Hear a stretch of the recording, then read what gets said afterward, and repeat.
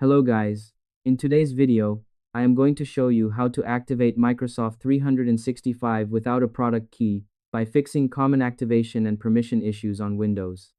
This method helps when Microsoft 365 is already installed but keeps asking for activation or shows errors. It's one of the easiest ways to get your Office apps working again without having to reinstall the software or lose any of your settings and files. To get started, go to the Windows search bar and type File Explorer.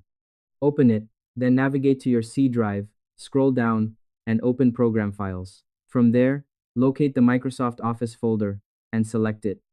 Next, open the Office 16 folder, where you'll find the application executable file. Right-click on it and make sure to run it as administrator 1 to 3 times.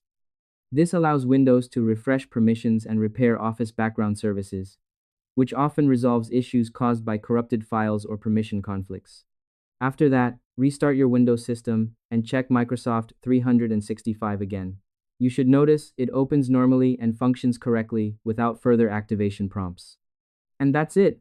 This simple trick can save you a lot of time and frustration, keeping your workflow smooth and uninterrupted. If you found this video helpful, make sure to leave a like, subscribe to the channel, and hit the bell icon so you don't miss future tutorials. Thanks for watching, and I'll see you in the next video.